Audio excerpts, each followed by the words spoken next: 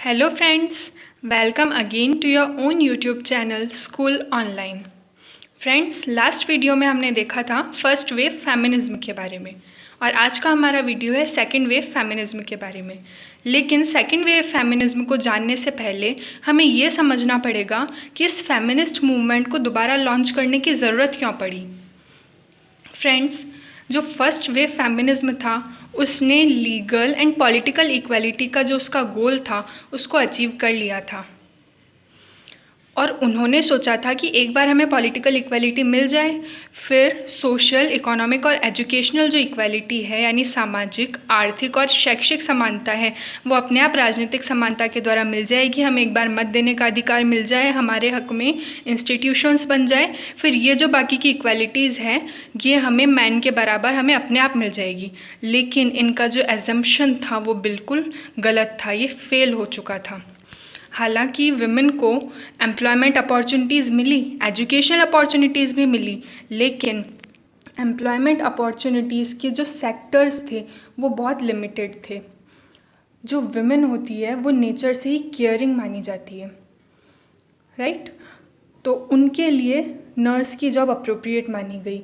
That women are caring by nature, so she can be a good nurse.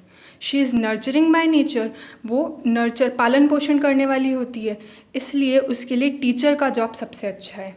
लेकिन अगर कोई women है वो बिजनेसमैन बनना चाहती है, पॉलिटिशियन बनना चाहती है, इंजीनियर बनना चाहती है, तो there was no scope for her, उसके लिए कोई स्कोप नहीं था। यानी कि जो सेक्टर्स हो गए थे एम्प्लॉयमेंट के वो लिमिटेड हो गए थे।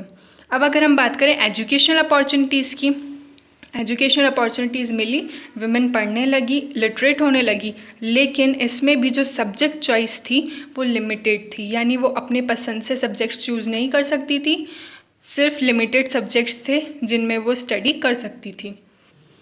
और यही सब वो रीज़न्स थे जिनके कारण सेकेंड वेव फेमिनिज्म को आना पड़ा। फ्रेंड्स, अब हम जानेंगे सेकेंड वेव फेमिनिज्म के बारे में।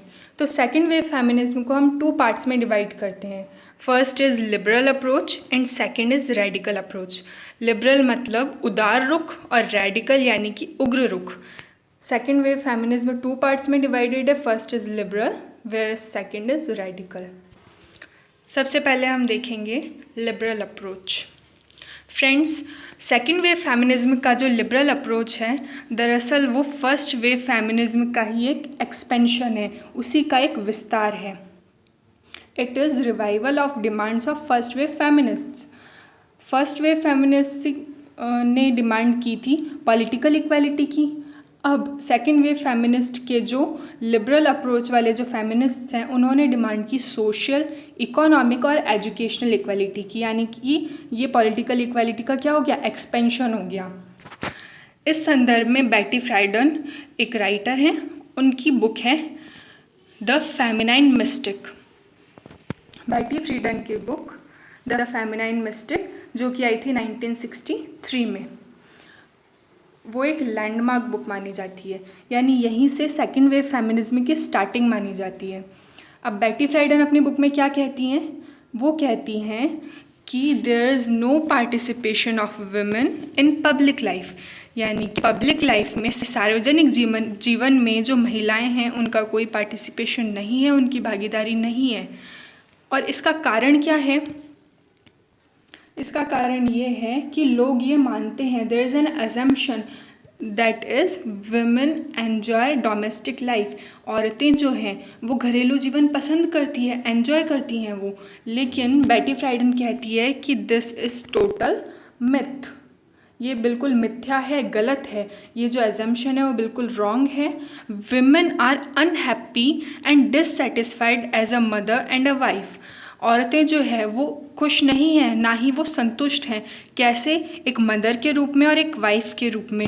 क्यों नहीं है वो खुश? क्योंकि उनका कोई इंडिपेंडेंट एग्जिस्टेंस नहीं है, उनका कोई स्वतंत्र अस्तित्व नहीं बच जाता है, बल्कि वो एक रिलेटिव लाइफ जीती हैं। रिलेटिव लाइफ का मतलब है कि अगर हम किसी औरत को एक बच्चे के संदर्भ में देखते हैं, उसके बच्चों के संदर्भ में तो एक औरत क्या हुई, वो एक माँ हुई। अगर किसी पुरुष के संदर्भ में देखते हैं तो वो हुई उसकी बीवी यानी उसकी वाइफ। अगर एक पिता के संदर्भ में देखें तो वो हुई उसकी बेटी, यानी कि रिलेटिव वो दूसरों पर निर्भर है अपने अस्तित्व के लिए, उसका कोई स्वतंत्र अस्तित्व नहीं है। तो ये बात कही बेटी फ्राइडन ने।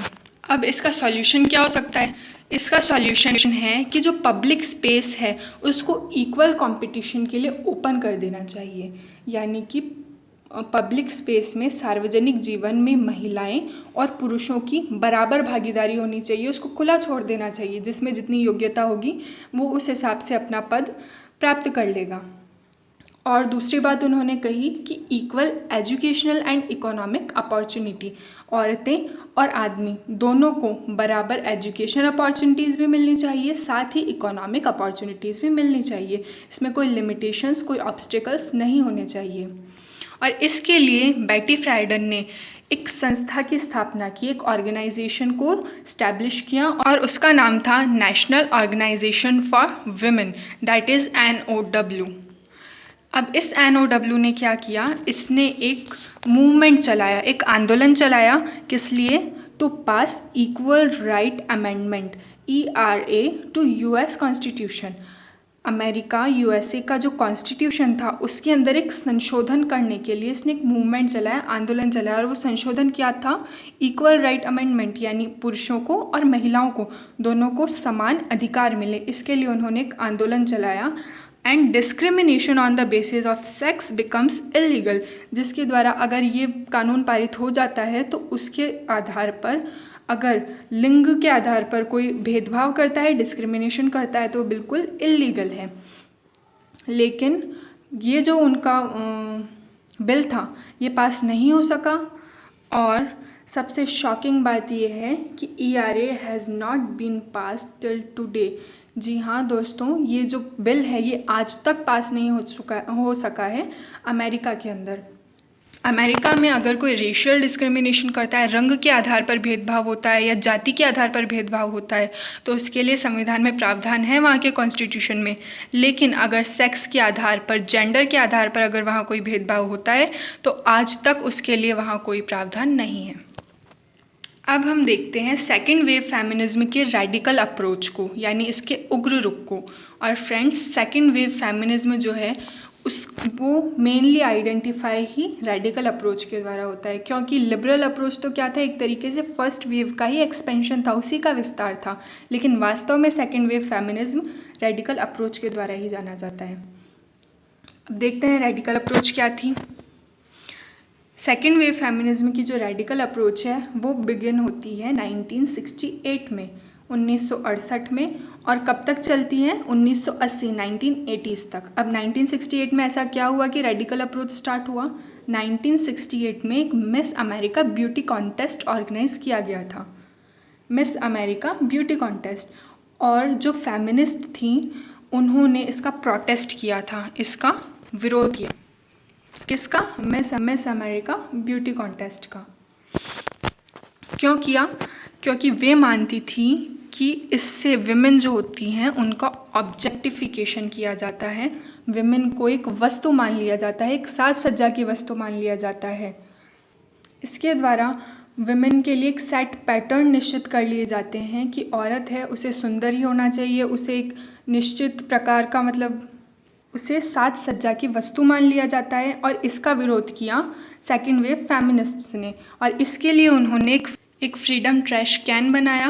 और इस फ्रीडम ट्रैश कैन में उन सारी चीज़ों को जो औरतें थी उन्होंने डाल दिया, जो कि किसका सिंबल थे?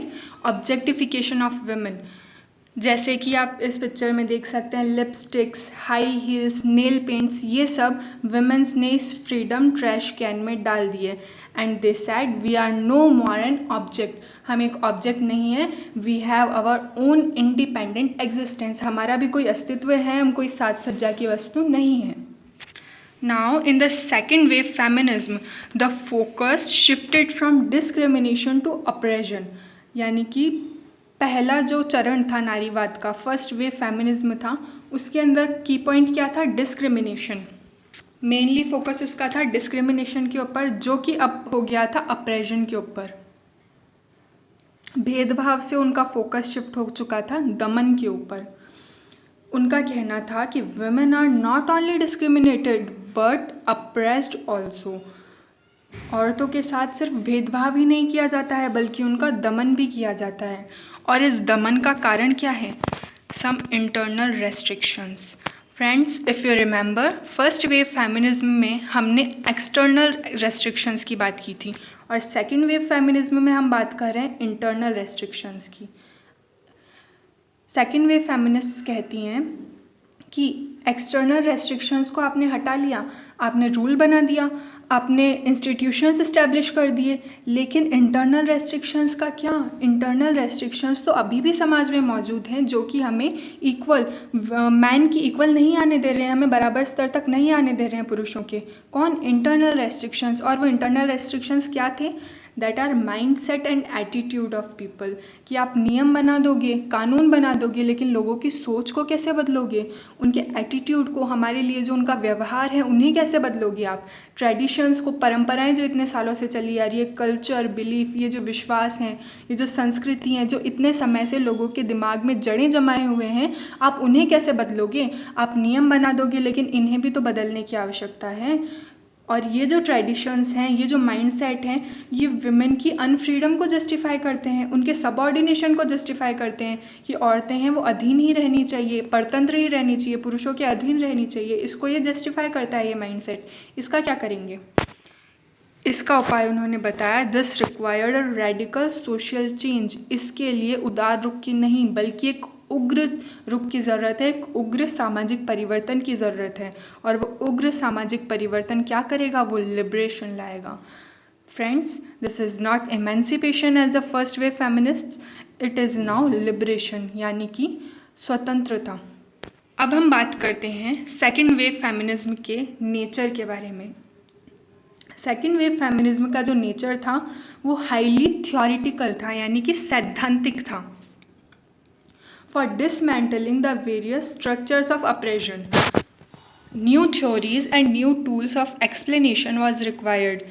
यानी कि ये जो वेरियस स्ट्रक्चर्स थे अप्रेशन के, यानी कि जो दमन किया जाता था, जिन कारणों से, जिन संरचनाओं के कारण दमन किया जाता था, उनको डिसमेंटल करने के लिए, उनको अनकवर करने के लिए किसकी ज़रूरत पड़ी? न्यू थ्योरीज़ की और न्यू टूल्स की, नए सिद्धांतों की ज़रूरत पड़ी और नए उपकरणों की ज़रूरत पड़ी। इसी कारण इसे सैद्धांतिक कहा जाता है, क्योंकि उपकरणों पर, सिद्धांतों पर ज़्यादा बिलीव करता था सेकेंड वेव फेमिनिज्म। और ये न्यू थ्योरीज़ क्या थी? पैट्रियार्की यानी पितृसत्ता, जेंडर सेक्स डिस्टिंक्शन, लिंग के आधार पर भेदभाव, पब्लिक प्राइवेट डिवाइड यानी सार्वजनिक और निजी जीवन में भेदभाव। ये कुछ ऐसी थ्योरीज थी जो उस समय में लाई गई, किसके लिए? इन सब स्ट्रक्चर्स को, अप्रेशन की इन सब स्ट्रक्चर्स को डिसमेंटल करने के लिए। अब हमने देखा कि इसका नेचर था सैद्धांतिक, थ्योरिटिकल। थ्योरिटिकल में क्या? एकेडमिक स्टडी होगी। एकेडमिक स्टडी स्टार्ट हुई फेमिनिज्म की कब से? सेकेंड वेव फेमिनिज्म से।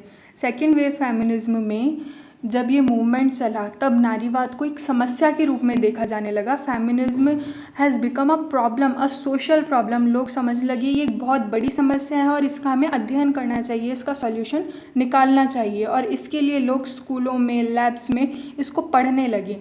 और इसकी शुरुआत किसने की? सिमन डे बेवर की एक बुक आई 1949 में, the second sex book of Simone de Beauvoir 1949। यहाँ से एकेडमिक स्टडी ऑफ फेमिनिज्म की शुरुआत मानी जाती है।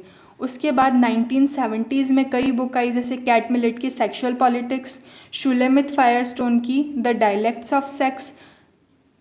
इस प्रकार की कई पुस्तकें आईं और एकेडमिक स्टडी फेमिनिज्म की स्टार्ट हुई। तो फ्रेंड्स, अब पूरे सेकेंड वेव फेमिनिज्म को अगर हम कॉन्क्लूड करें तो उसके 3 की फीचर्स हम निकल कर आते हैं। अगर कहीं भी हम सुनते हैं सेकेंड वेव फेमिनिज्म के बारे में तो हमारे दिमाग में सीधे ये 3 की फीचर्स क्लिक करने चाहिए, जिससे पूरा सेकेंड वेव फेमिनिज्म हमारे सामने क्लियर हो जाएगा। वो 3 की फीचर्स क्या हैं? First is oppression, second is liberation, third is difference. आइए देखते हैं ये क्या है। अप्रेशन, इसमें कहा गया, इन फेमिनिस्ट्स ने कहा कि women all over the world experience this what? Oppression. पूरे विश्व में, वर्ल्ड वाइड जो औरतें हैं, विमेन हैं, वो सब इसे एक्सपीरियंस करती हैं, दमन को। इनका किसी न किसी प्रकार से दमन किया जाता है सभी औरतों का पूरे विश्व में, और इस बेसिस पर, इसी आधार पर, इसी दमन के आधार पर दे कंस्टिट्यूट अ यूनाइटेड ग्रुप, उनका एक संगठित समूह बन जाता है। एक सोशल क्लास, ये एक अलग सामाजिक वर्ग का निर्माण करती है, एक अलग उत्पीड़ित वर्ग का निर्माण करती है। And they have sisterhood. Friends, we have listen about brotherhood, but the feminists came with a new idea that is called sisterhood, कि पूरे विश्व की जो महिलाएं हैं वो एकजुट होनी चाहिए और उनका उन सभी का दमन होता है। इसी कारण वो एक सिस्टरहुड, एक अलग सोशल क्लास का निर्माण करती हैं। अब इसके लिए, इस अप्रेजन को हटाने के लिए वे क्या चाहती हैं? Liberation, not emancipation, they need liberation. And liberation means freedom from oppression. ये जो दमन है उससे वो चाहती हैं मुक्ति, लिबरेशन। वो कहती हैं कि no laws, no social reform can work, कोई भी कानून, कोई भी सामाजिक सुधार इसमें कुछ नहीं कर सकता है। ये हमने बना के देख लिए। फर्स्ट वेव फेमिनिज्म में इनका कोई फ़र्क नहीं पड़ता है। अब किसकी ज़रूरत है? अब क्रांति की ज़रूरत है। Revolution is needed. Second wave feminism turned into women's liberation movement. क्रांति चाहिए, क्रांति के लिए उन्होंने एक आंदोलन चलाया और उस आंदोलन का नाम क्या था? Women's liberation movement. और इस वुमेन्स लिबरेशन मूवमेंट ने डिमांड की कि जो भी पैट्रियार्कल वैल्यूज़ है, पैट्रियार्कल इंस्टीट्यूट्स यानी पितृसत्ता को जो शो करते हैं, सिंबलाइज करते हैं, उन सब का अंत कर दिया जाना चाहिए और हमें इस दमन से मुक्ति मिलनी चाहिए। And friends, the third keyword is difference. There are two types of difference and both are equally important. आइए हम देखते हैं दोनों को। पहला है, women cannot be accommodated in a society which is based on the principles made by men। औरतें कहती हैं, नारीवादी जो महिलाएं हैं वो कहती हैं कि औरतों को उन प्रिंसिपल्स के हिसाब से नहीं चलाया जा सकता जो कि किसने बनाए हैं? पुरुषों ने बनाए हैं। पुरुषों के द्वारा जो बनाए गए प्रिंसिपल्स हैं, सिद्धांत है, संस्थाएं हैं, नियम है, कानून है, उनके हिसाब से आप संचालित नहीं कर सकते हो औरतों को। औरतों का अलग एग्जिस्टेंस होता है, उनका अलग अस्तित्व होता है, वो अलग होती है मैन से। तो हमें रूल्स भी अलग चाहिए, हमें प्रिंसिपल्स भी अलग चाहिए जो किसके द्वारा बनाए गए हों? हमारे खुद के द्वारा बनाए गए हों, ना कि किसी पुरुष के द्वारा। This made a difference. They wanted different principles, different institutes, different laws, different rules. Okay, and the second difference was they said that women are different from men in qualities and nature, कि औरतें जो होती हैं वो आदमियों से भिन्न होती हैं। कैसे भिन्न होती हैं? क्वालिटीज़ में, नेचर में।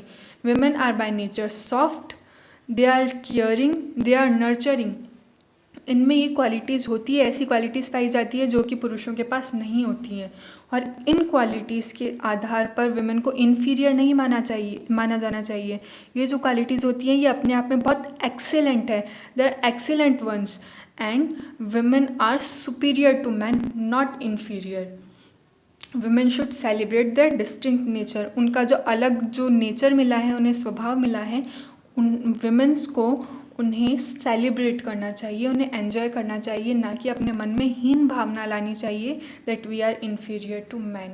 So friends, these are three key features of second wave feminism: oppression, liberation and difference that clear the whole second wave feminism. Thank you friends, keep watching.